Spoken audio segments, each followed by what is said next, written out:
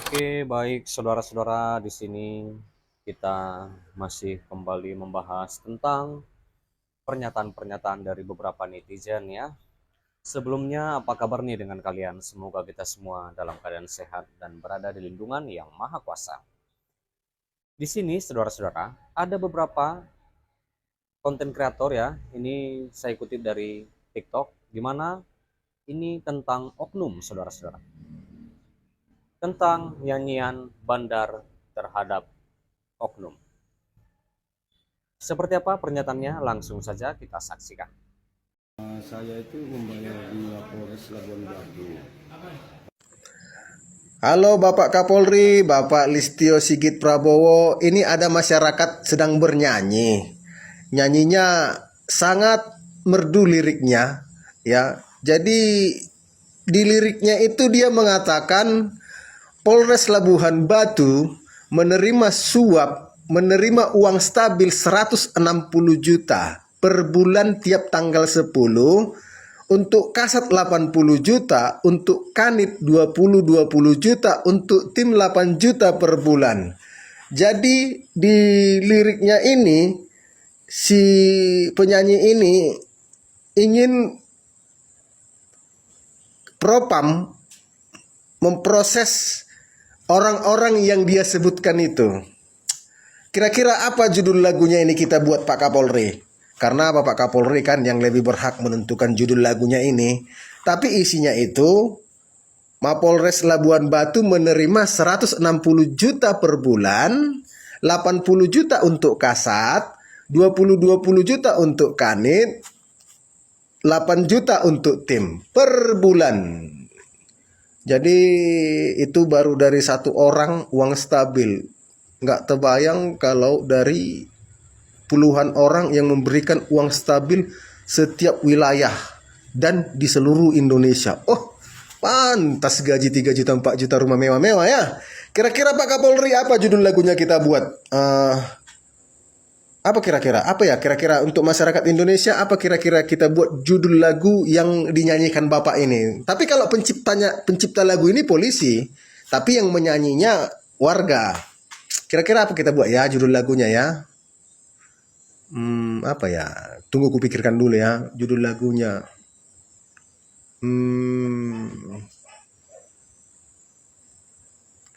Apa ya? Apa judul lagunya ya? Biarlah nanti Bapak Kapolri yang menentukan judul lagunya ya. Nah, itulah dia pernyataannya, saudara-saudara. Kita sudah mendengarkannya. Bagaimana nih menurut tanggapan kalian? Silahkan tinggalkan di kolom komentar ya. Sebentar, jangan di skip dulu. Di sini kita kembali membahas tentang di mana revisi Undang-Undang Nomor 4 Tahun 2009 itu tentang pertambangan mineral dan batu bara atau Undang-Undang Minerba, di mana akhirnya disahkan sebagai usul inisiatif DPR dalam rapat paripurna yang digelar di Senayan Kamis 23 Januari 2025. Itu revisi ini memantik polemik lantaran membuka akses konsensi. Itu konsensi tambang bagi perguruan tinggi, usaha kecil dan menengah atau UKM, dan koperasi hingga organisasi kemasyarakatan keagamaan. Nah, Wakil Ketua DPR RI itu yang bernama Sufmi Dasko, saudara-saudara, itu memimpin rapat tersebut didampingi sejumlah pimpinan partai lain dan mengatakan, sekarang kami tanyakan apakah RUU tentang perubahan keempat atas Undang-Undang Nomor 4 Tahun 2009 tentang pertambangan mineral dan batu bara dapat disetujui menjadi RUU usul inisiatif DPR RI.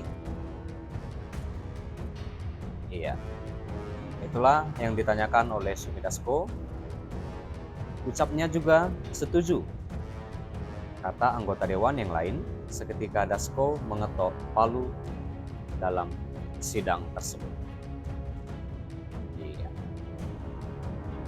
Di mana dalih pemerataan ekonomi dan peningkatan kualitas pendidikan menjadi alasan pemerintah mendorong regulasi ini, sejumlah pakar juga menilai kebijakan tersebut sebagai bentuk politisasi sumber daya alam yang berpotensi merusak integritas dunia akademik. Kritik keras juga muncul dari kalangan lingkungan. Mereka menilai ini kemunduran dalam tata kelola pertambangan. Lalu Menteri Energi dan Sumber Daya Mineral (SDM) Bahlil Lahadalia itu menanggapi revisi itu untuk mengembalikan amanah pasal 33 Undang-Undang Dasar 1945 dengan tujuan yang baik, yang mengatakan bahwa seluruh kekayaan yang ada pada negara kita baik laut, darat, dan udara dikuasai oleh negara. Dipergunakan sebesar-besarnya untuk kepentingan rakyat, kata beliau saat ditemui di The Westin Jakarta Kamis 30 Januari 2025 ya.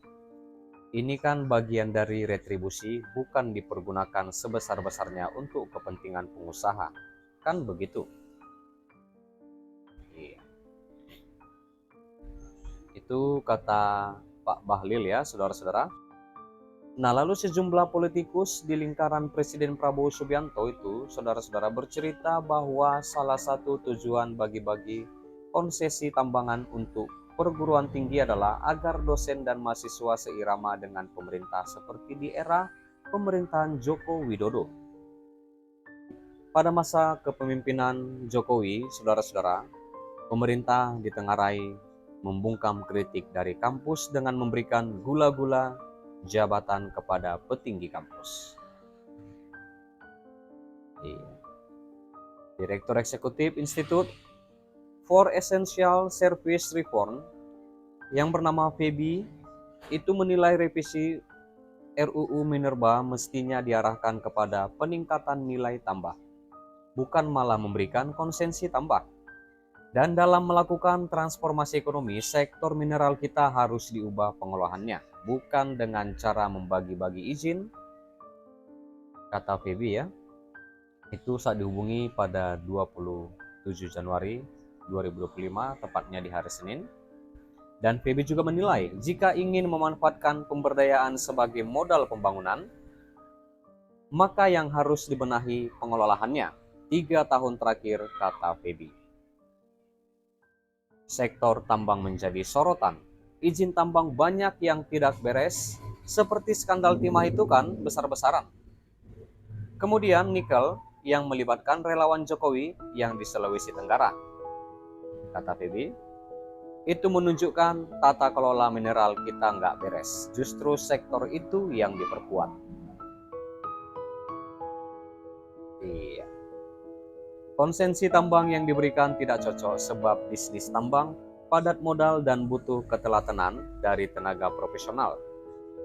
Kalau kami lihat dari profil atau karakteristik dari industri tambang, tidak cocok diberikan penguasannya, tidak cocok diberikan pengusahannya kepada perguruan tinggi.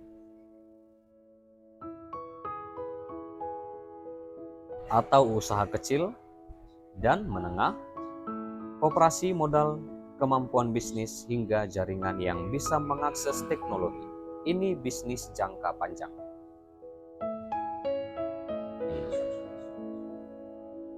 Baik, saudara-saudara, sampai di sini dulu berita terkini yang bisa aku sampaikan pertemuan kita, di mana kita juga tadi sudah mendengarkan pernyataan dari beberapa konten kreator yang saya kutip dari akun TikTok ya, dan sudah membahas juga tentang 100 hari Prabowo, DPR legalkan bagi-bagi tambang, kampus hingga UKM kebagian jatah.